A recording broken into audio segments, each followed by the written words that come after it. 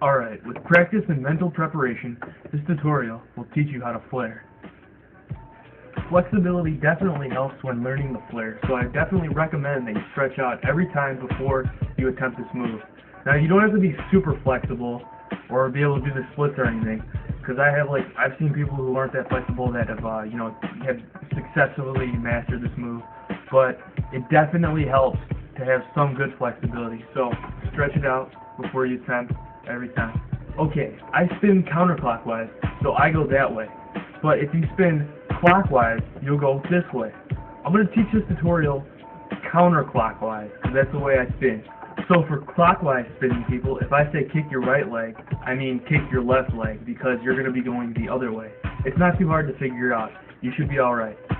Okay, step 1. You're going to want to get used to the sweeping motion of the flare.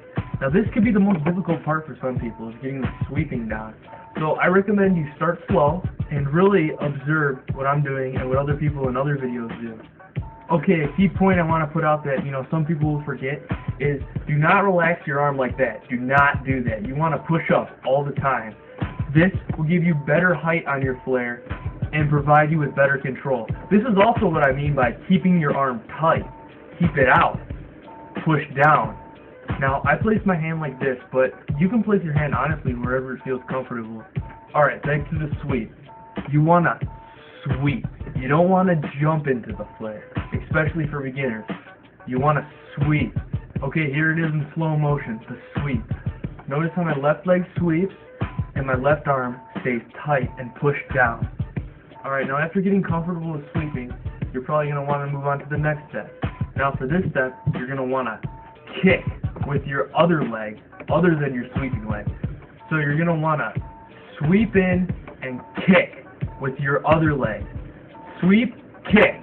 Now when I say kick, I don't mean a bend your leg and kick, I mean a whole leg plus hip kick. It's like you're pushing up towards the sky. Okay, now sweep in and kick up. Also, remember to keep your arms tight, like I said earlier, when you're doing this too, okay?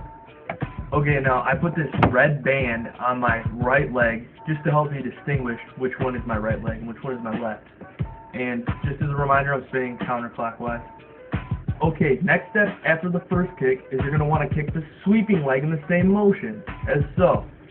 Alright, now let's take that in slow motion. Hand down, keep it tight, sweep, kick up with your first leg, put your other hand down, and then kick up with your sweeping leg. As a reminder, when you put your other arm down, remember to keep it pushed out and tight as well. Now remember, keep everything tight, keep pushing down with your arms, and kick with your legs. Also try and bring your hips up in the front, that way it'll give you better height. But don't worry about this too much right now.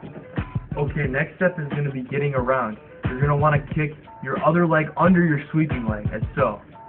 Okay, I'm always pushing down with my arms and kicking, but when I'm coming around, I'm especially going to push down with my right arm to get my leg high enough up so I can sweep it under. This might take a while to get down, so for beginners it's probably going to look something like this, but it's still good. So keep working on it and think about pushing down, because it'll eventually get to the height where it looks like this. Okay, once again, push down with your arms, kick up, in, and really push down with your right arm. Or if you're going clockwise, your left arm. Okay, an exercise that'll help you get your hips high and kicking right is going into a windmill or just a drop-in after your first flare. Now if you're here, you're pretty far already, okay? You're getting it down pretty well. Now a good exercise would be doing flare to windmill one time and then trying to attempt doing continuous flares the next time and repeat over and over again. This way your mind won't get stuck on just doing flare to windmill all the time. Okay, the next step is going to be coming back around and doing continuous flares. Okay, now I really want to emphasize the kicking motion when I get back around. Notice the arrows. Yellow one pushing down with my left hand, kicking up with my right leg, and kicking in with my left. Now something I also want to emphasize is the height in the front. Notice how I'm pushing down with my arms and flexing my abs, pulling them in to give me that height.